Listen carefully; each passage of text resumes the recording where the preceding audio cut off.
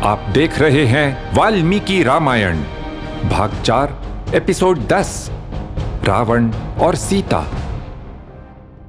सीता जी का अपहरण करके रावण उन्हें लंका की ओर ले चला। सीता जी करुण विलाप करने लगीं।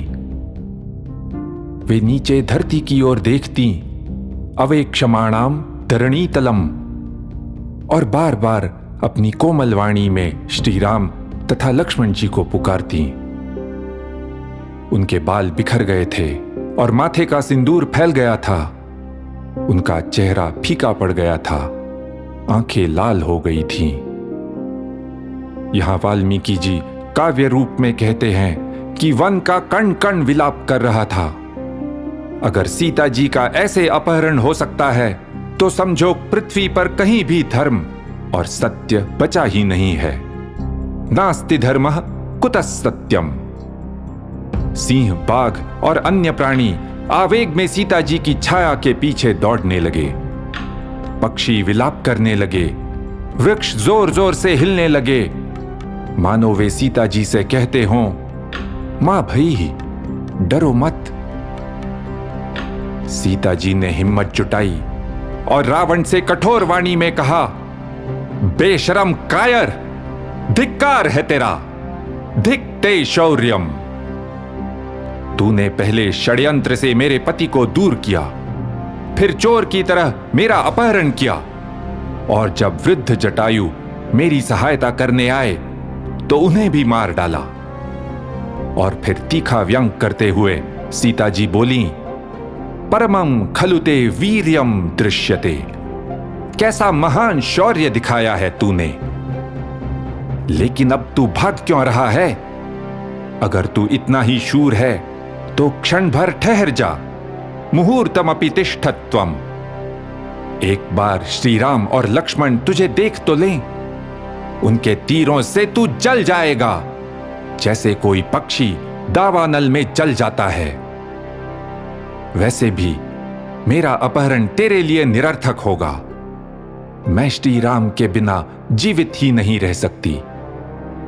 अपना भला चाहता है तो मुझे छोड़ दे, वरना श्री राम निश्चित ही तुझे ढूंढ कर मार डालेंगे। तेरे गले में यमराज का पाश मुझे दिख रहा है।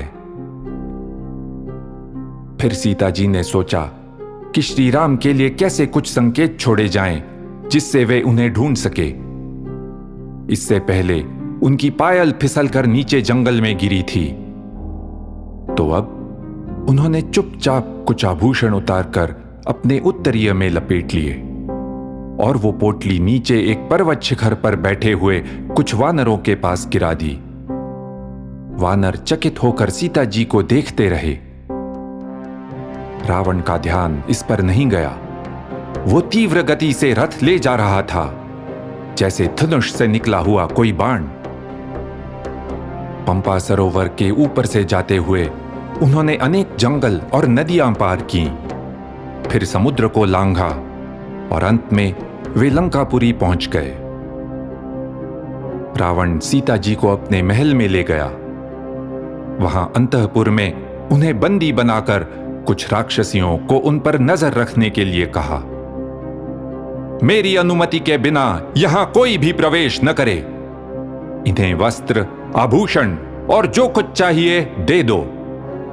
अगर किसी ने जाने या अनजाने में भी इनसे कोई अप्रिय बात कही तो वो जीवित नहीं रह सकता।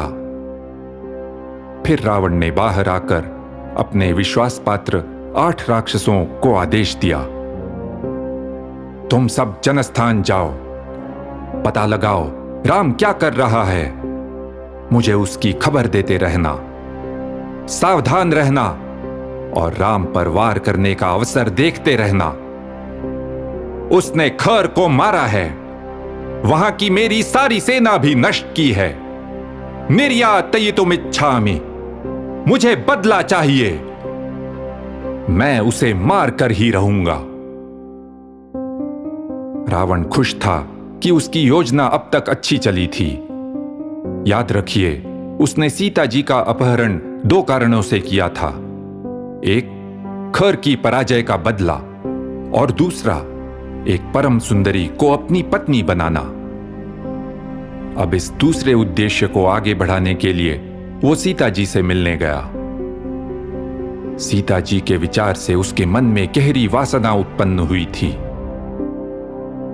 वो सीता जी को बलपूर्वक अपना भव्य महल दिखाने लगा। इस राजमहल में अनेक भवन थे। इनमें हाथी दांत, सोने, चांदी, हीरे से जड़े खंबे थे। फर्श पर भी सुंदर स्फटिक मणि जड़े हुए थे। खिड़कियां हाथी दांत और चांदी की बनी थीं। उनमें सोने की जालियां थीं। आंगनों में रमणीय बावड़ियां थीं। महल में मधुर संगीत गूंज रहा था। सेवा के लिए हजारों दासियां थीं। रावण सीता जी को एक सोने की सीढ़ी से ऊपर ले गया। वहां गर्व से अपने महल का विस्तार दिखाते हुए बोला, सीते, मैं राक्षसों का स्वामी हूं। मेरी बहुत सी रानियां हैं, लेकिन मैं तुम्हारा विचार मन से निकाल नहीं पा रहा हूं। हे सुंदरी, मेरी रानी बन जाओ। क्यों उस राम के लिए विलाप करती हो? उसने तो अपना राज्य खोया है, तपस्वियों जैसा रहता है। वो यहां आकर तुम्हें बचाएगा, ये तो असंभव है। केवल मैं ही तुम्हारा पति बनने योग्य हूं। विश्व भर में कोई भी मेरी बराबरी नहीं कर सकता। मेरी बन जाओ। मेरे साथ इस विशाल साम्राज्य पर राज करो और लंका में जीवन का आनंद लो। सीता जी रो रही थीं। तब रावण बोला, तुम्हारे सुंदर मुख पर ये आंसू शोभा नहीं देते। सीता जी ने मुंह फेर लिया, पर वो बोलता रहा, देखो, मैं तुम्हारे सुंदर चरणों में अपना सिर झुकाता हूं। मैंने किसी भी स्त्री के सामने पहले कभी ऐसा नहीं किया है। मेरी बात मान लो, तुम्हारा दास बन के रहूंगा। और रावण ने सोचा, मम इयम, अब ये मेरी हुई। लेकिन सीता जी की प्रतिक्रिया तो और ही थी। सा तथोक्ता तु वैदेही निर्भया शोककर्षिता तृणमंतरतरः कृत्वा रावणम प्रत्यभाषत। सीता जी डरी नहीं, वे थीं निर्भया। उन्होंने अपने और रावण के बीच घास का एक तिनका रखा और उस तिनके को संबोधित करते हुए रावण को कड़ा उत्तर दिया। उन्होंने रावण को सीधे उत्तर देने के लायक भी नहीं समझा। वे बोली, श्री राम मेरे पति हैं और मेरे लिए पूजनीय हैं। मुझे विश्वास है कि वे मुझे यहां से अवश्य छुड़ाएंगे। अगर उनकी उपस्थिति में तूने मेरा अपहरण करने का प्रयास किया होता तो अब तक तू मरा पड़ा होता, खर की तरह। श्री राम अब लक्ष्मण के साथ निश्चित ही यहां आएंगे। उनके बाण तेरे इस गर्व और दर्प को चूर कर देंगे। तू भी मारा जाएगा और तेरा राज्य भी नष्ट होगा। लेकिन सीता जी जानती थीं कि अभी तो वे अकेली हैं और रावण कुछ भी कर सकता है।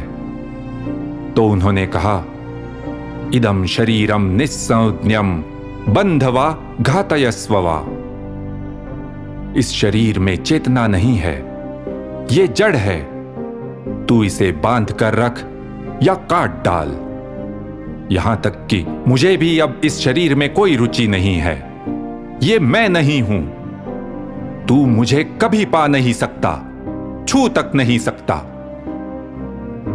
ऐसा था सीता जी का धैर्य। रावण इतना शक्तिशाली था, फिर भी उन्हें दबा नहीं पाया। ये फटकार सुनकर रावण ने सीता जी से विनती करने का ढोंग छोड़ दिया और राक्षसियों को पहले से उल्टा आदेश दिया, ले जाओ इसे अशोक वाटिका में। इस जंगली हथिनी को वश में करो। पहले इसको डराना धमकाना, फिर थोड़ी नरमी से मीठे वचन बोलना। इसका धैर्य तोड़ डालो। और सीता जी को रावण ने यह भयानक चेतावनी दी, मिथिलेश कुमारी, सुनो, मैं तुम्हें 12 महीने का समय देता हूं, मुझे स्वीकार कर लो, वरना ततस्त्वाम प्रातराशार्थम सूदाश्छेत्स्यन्ति लेशशः। सुबह के नाश्ते के लिए मेरे रसोइये तुम्हारे टुकड़े टुकड़े कर डालेंगे। इति ह आस। ऐसा ही हुआ था।